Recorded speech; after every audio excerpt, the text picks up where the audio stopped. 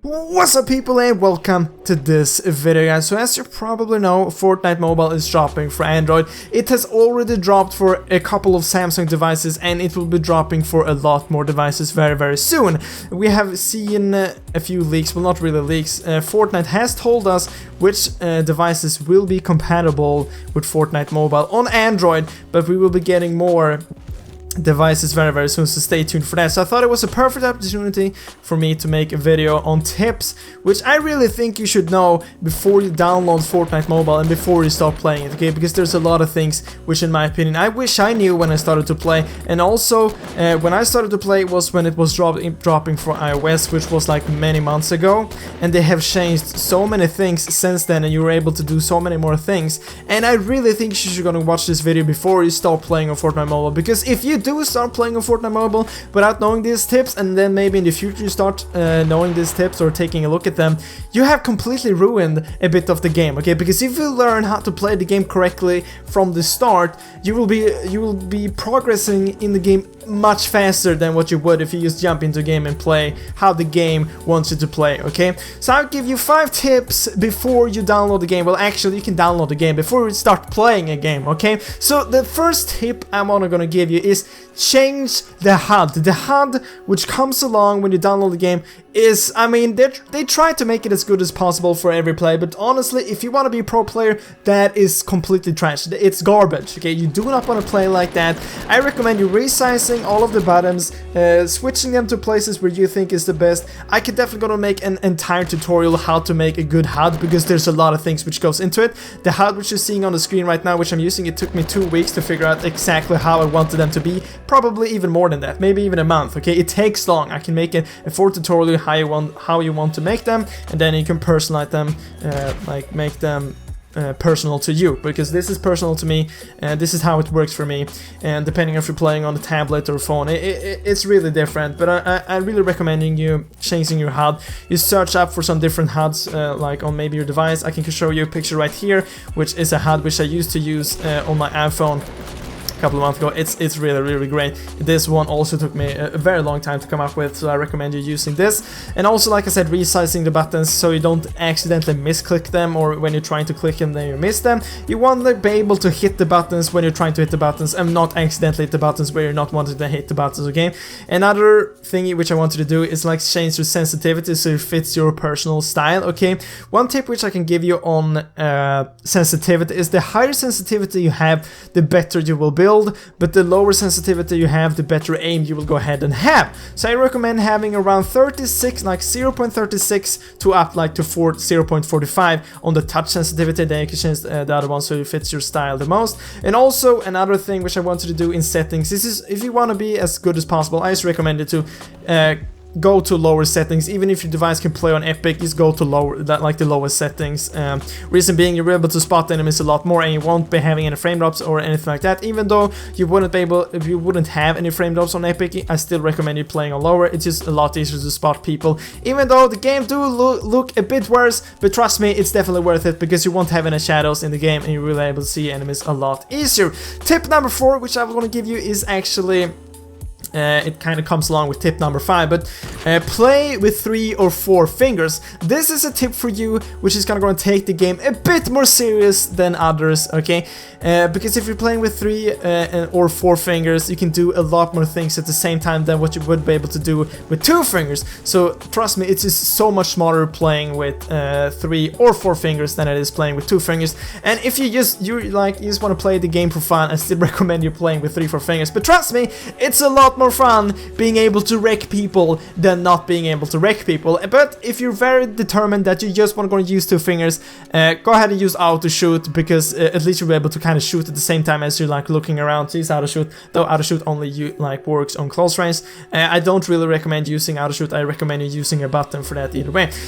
Tip number 3 I'm going to give you is be aware when playing this game, when playing Fortnite. And this might sound like a general tip, like you should always be that, but on mobile the game is actually a lot different than what it is on like PC or anything like that. So if you played Fortnite on PC before, or like tried it out on like an Xbox, Nintendo, whatever, it doesn't really matter.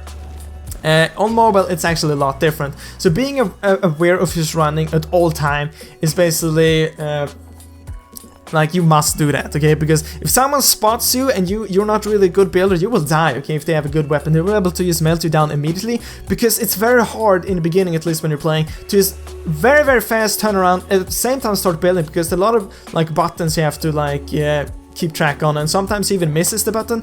So if you spot the enemy before them, there's a big chance you'll be able to get the kill before they kill you. So you want to be aware, stay aware all the time on just look around as much as you can, okay? You just don't spin around all the time, that would honestly be stupid, but just try to look around as much as possible, see where the guns is coming from, try to not be spotted before you spot them. Basically, tip number 2 I will give you is don't be afraid to die, and don't be afraid to lose. Generally, when I'm playing Fortnite Mobile, I'm just running and looking for enemies all the time, because I want to be in the action. I want to learn every situation which I possibly can. I want to learn how to become better. And how do you do that?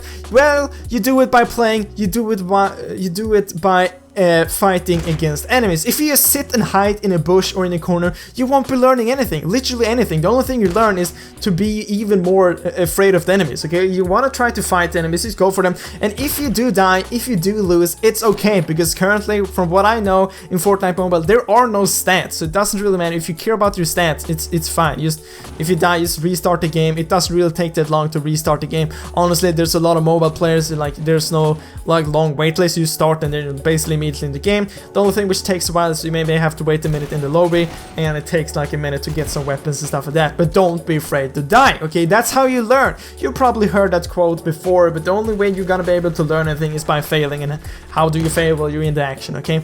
And tip number 1 I was gonna give you is cut your nails. Okay, that might sound like a joke, it kinda is, but at the same time not, okay?